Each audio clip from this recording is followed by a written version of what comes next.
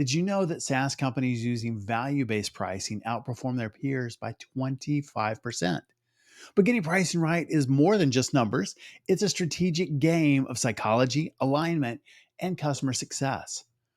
Now, pricing is one of the most powerful levers you can pull in SaaS, but it's also one of the most misunderstood. And today, and really all this week, we'll explore the strategy behind SaaS pricing, how to structure it, present it, package it up, and align it with value.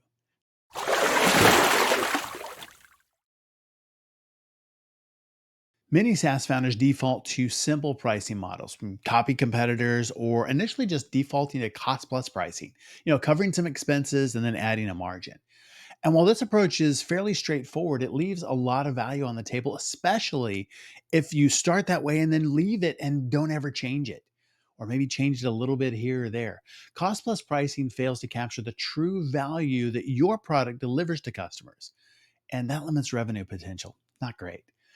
At the same time, deciding how to structure pricing tiers, choose between freemium or free trials, or even implement usage based models can be overwhelming. There's so many choices. What do we do? And without a clear pricing strategy, SaaS companies risk confusing customers, eroding trust, and the real downside is slowing growth. Let's walk through the different elements of a well thought out SaaS pricing strategy. The first, value based pricing versus cost plus pricing.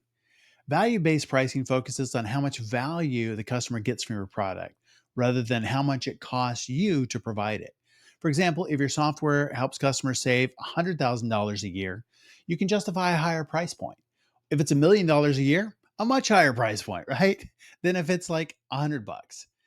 And this mindset shifts the conversation from what does it cost to what is it worth? Second is the psychology of pricing tiers. I mean, I see so many tiers. There's two, there's three, there's five. I saw a pricing page the other day, it had seven. I'm like, I don't even know what to pick. Tiers are more than just levels, they create psychological anchors. And used well, they can do some great things, and used poorly, like 7 or 10 or 50 choices, and it's analysis paralysis. But a good structure presents customers with clear choices. Where most will gravitate toward is the middle tier. And it's called the Goldilocks effect. You've probably heard of that. It's not too cheap, it's not too expensive, it's just right. Well, offering well differentiated tiers helps reflect increasing value and pushes customers to see the premium as worth the extra cost.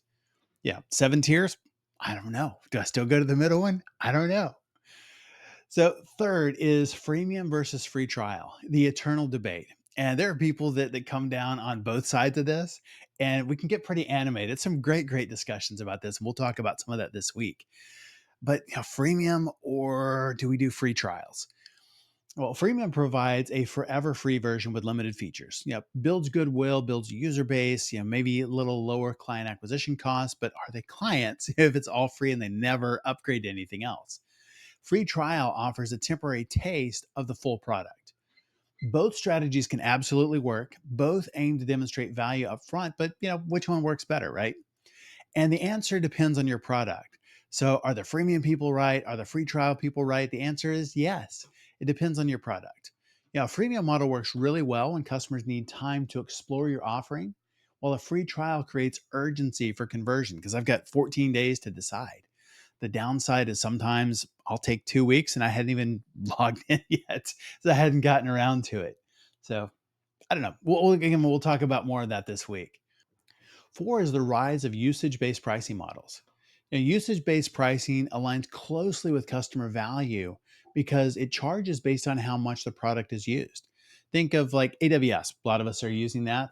It's a pay as you go model. Customers love the flexibility and scalability. The model provides a sense of fairness and encourages greater adoption because customers feel they're only paying for what they need. So it's not like I'm paying for a whole bunch of stuff I'm never going to use. Uh, Fifth one is really aligning pricing with customer success metrics. Ultimately, your pricing strategy should align with customer success. So consider metrics like customer retention, lifetime value, product engagement. Customers are achieving their goals with your product. They're getting the ROI, they're getting the savings, they're getting value. Then pricing should reflect that. For example, you could link pricing to specific outcomes, like maybe number of leads, time saved, and it just further emphasizes value. Give them a scorecard, show them how much time, show them how many leads generated, show them the dollar values. And if pricing strategy is new to you or hasn't been revisited in a while, the key is to start. And a lot of us don't change our pricing very often, like never. We'll talk about that this week too. But start like now and build systematically. You don't have to roll out new pricing today. You don't have to like, we're just going to do it all big bang, but do begin with value based thinking. Ask yourself, what specific outcomes or savings does my product deliver to customers? How has that changed since we rolled it out? How has that changed in the last 6 months, the last 12 months? I'm sure you're adding new features, adding new things that add value. How has that changed? What is the real value that it delivers? Savings is now, which I like. ROI is someday maybe. And so many people say, and we never got the ROI that was promised by the sales guy.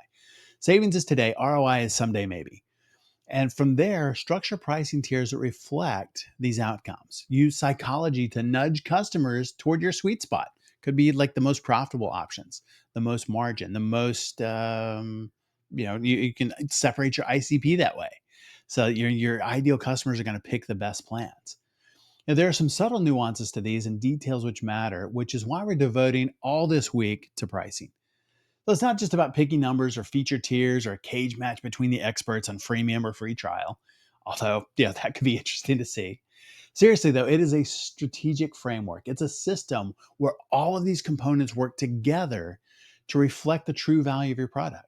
So your ICP thinks they got the best deal ever. So I'm curious, how are you approaching your SaaS pricing? When is the last time you reviewed or changed it? For us, it's been, too long. So, why is it that we don't do that? Why don't we update that? Why don't we change it? Share your thoughts in the comments below. Be sure to check out the next video where we dive deeper into choosing the right model for your business. Let's get pricing right and unlock your next stage of growth.